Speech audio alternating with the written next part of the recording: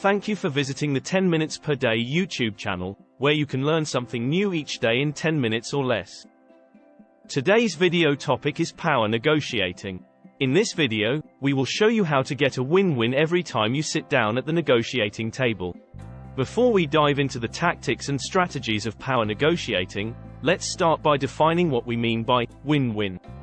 In a negotiation, a win-win outcome is when both parties feel like they have received a fair and satisfactory result. It's not about one party winning at the expense of the other.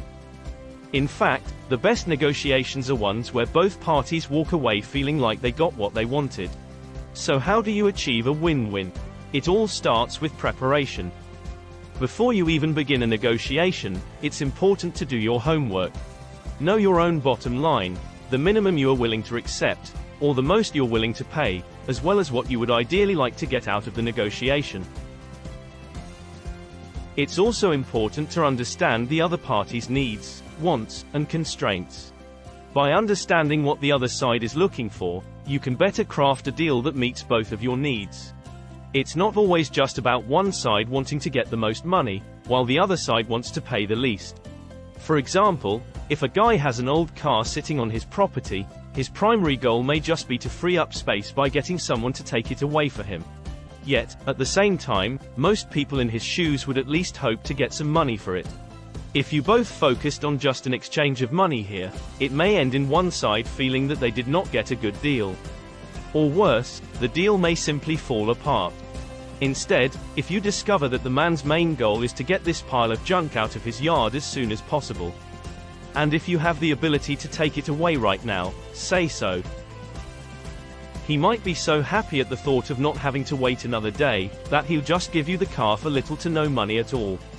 And, both of you walk away from the deal feeling like you got what you wanted. A true win-win negotiation. Now, let's talk about some of the specific techniques and tactics you can use to come out on top in a negotiation. First, there's the good guy, bad guy technique. This is where one negotiator takes on a more hardline stance, while the other presents a more conciliatory approach. This can be effective because it allows the other party to feel like they are getting a deal by negotiating with the more reasonable negotiator. However, be careful with this technique as it can backfire if the other party sees through it and feels like they are being manipulated. The counter to this, if you feel like the other side is playing good guy, bad guy with you, is to call them on it. Just say, "Are you trying to play good guy, bad guy with me?" They might be so embarrassed at being caught, that they stop that ploy immediately. If not, just let them know that you will attribute anything that one of them says to the other. Their combined opinions will become one in your mind. So, they'd better get on the same page if they want to make a deal with you. A negotiating tactic to avoid if you want to achieve a win-win is the take it or leave it approach. This is where you present the other party with a non-negotiable offer. This is commonly used when one side is confident they hold a superior position, and the other party has no other viable options. This can easily lead to a breakdown in negotiations if the other party feels like they are being bullied. Another common and effective technique is the limited time offer. This is where you present the other party with an offer that will only be on the table for a limited time. This can create a sense of urgency and pressure, which can be helpful in getting the other party to make a decision.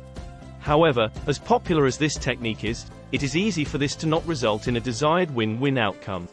Especially if the other party feels that the deadline is not real, and you are simply pressuring them.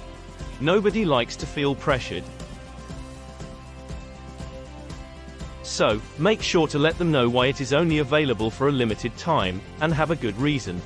For example, at this price, we'd go out of business soon. So, it is only for a short-term promotion. Or, I'm only offering this deal to you now to try and reach my sales quota for the end of the quarter, which ends tomorrow. And, be sure not to overuse this technique, as it can come across as manipulative. Another technique to consider is the yes ladder. This is sometimes also referred to as nibbling. With this technique, you start by asking the other party for a small favor or concession, and then gradually build on that by asking for bigger and bigger concessions. This can be effective because it allows the other party to feel like they are making progress and getting something in return for their concessions. Now, let's talk about some common traps to watch out for when negotiating. First, there's the anchoring trap. This is where the first offer sets the baseline for the rest of the negotiation. For example, if the first offer is $100, the other party may anchor on that number and all future offers will be based around it. To avoid falling into this trap, it's important to resist the urge to make the first offer. Another trap to watch out for is the confirmation bias trap. This is when you only pay attention to information that confirms your pre-existing beliefs and ignore information that contradicts them. To avoid this trap, try to approach negotiations with an open mind and be willing to consider all options. Then there's the status quo trap, where the other party tries to convince you to maintain the current situation because it's easier and more comfortable. To avoid this trap, it's important to remember that the status quo is not always the best option, and that sometimes taking a risk and negotiating for a better deal can lead to greater rewards in the long run. Finally, there's the escalation of commitment trap. This is when you become so invested in a particular outcome that you're unwilling to walk away from the negotiation, even if it's clear that the other party is not willing to meet your needs. To avoid this trap, it's important to have a clear idea of your bottom line and be willing to walk away if the other party is unwilling to meet it. There are even more traps that the other party might try to use against you. One common trap is the personal attack trap, where the other party tries to undermine your confidence or credibility by attacking your personal character. To avoid falling for this trap, try to stay focused on the facts and the issues at hand, and don't let personal attacks distract you from your negotiation goals.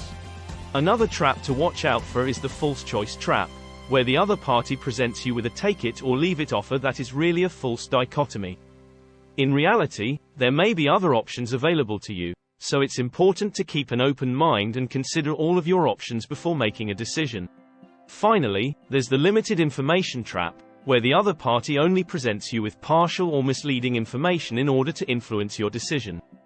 To avoid falling for this trap, it's important to do your own research and gather as much information as possible before making a decision. So, there you go. By following these techniques and avoiding these traps, you'll be well on your way to achieving win-win outcomes every time you negotiate. Just remember, the key to successful negotiating is preparation, understanding the other party's needs, and being willing to consider all options. With these skills, you'll be able to craft deals that meet both your needs and the needs of the other party. And, remember to try to approach negotiations with a positive and friendly attitude. While it's important to be assertive and stand up for what you want, it's also important to remember that the other party is a human being with their own needs and wants. By approaching negotiations with respect and goodwill, you'll be more likely to find a mutually beneficial solution. We hope you found this video on power negotiating helpful. Remember to do your homework, use the techniques we discussed, and avoid the traps we mentioned, and you'll be well on your way to achieving win-win outcomes every time you negotiate. Make sure to like and subscribe to the 10 Minutes Per Day YouTube channel so that you never miss a video. Thanks for watching.